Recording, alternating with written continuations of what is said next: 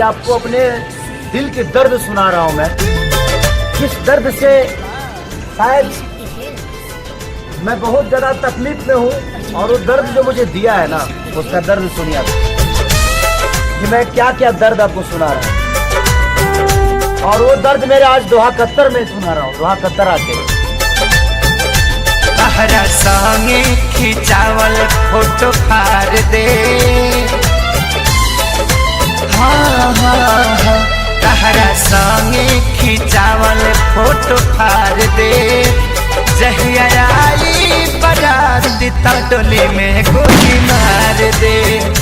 जहिया आई बारात तो डोली में गोली मार दे। ये हमरे दर्द ना, ये पूरा दुनिया के दर्द। और प्यार एगो खाली खेसारी लाल यादव ही नहीं क्या कहले, ये पूरा दुनिया कहले बा। लेकिन केहू बता देला, केहू ना बता पावेला। लेकिन आज रहो सब हम बतावे जाता नहीं। ये दीवाना जब पागल होला तो का से का कर सकत। टाइम भले ही हम जेल खेल खत्म करे, जियब हम ना तहरे चलते फांसी चढ़े।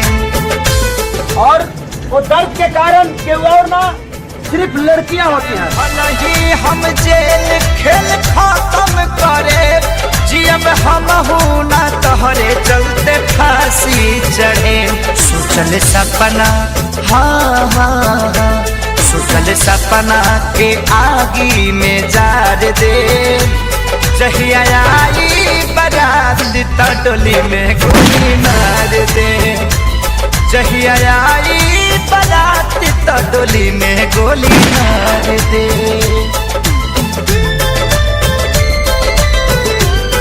और ये दुनिया में अकेला हम ही ना, शायद हर दिल प्यार चाहेला, प्यार खोजेला। लेकिन पूरा जीवन प्यार के साथ हम सबके नसीब ना ना प्रेमी हम करके दिखाए, प्यार के कुर्बानी की कहानी बनाए।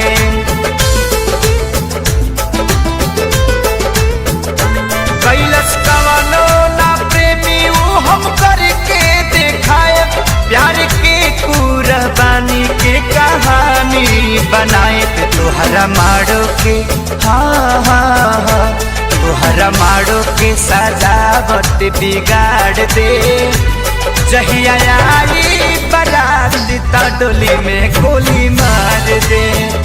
जहिया आई बारात तो डोली में गोली मार दे।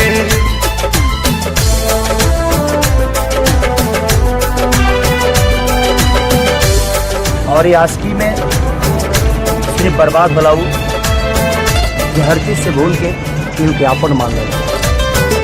जिंदगी में ओकरा मिले लगा सिर्फ धोखा, और धोखा के टूटल लोग आ गए। सारी के पवन संगे चल जाइबू हो, नहीं रहे पता इतना बदल जाइबू हो।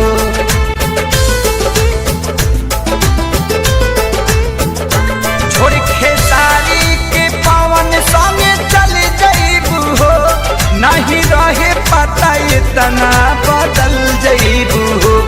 बाकी मुआलो के, हाँ, बाकी मुआलो के बाद तो के प्यार दे। जहिया आई बारात तो डोली में गोली मार दे। जहिया आई बारात डोली में गोली मार दे।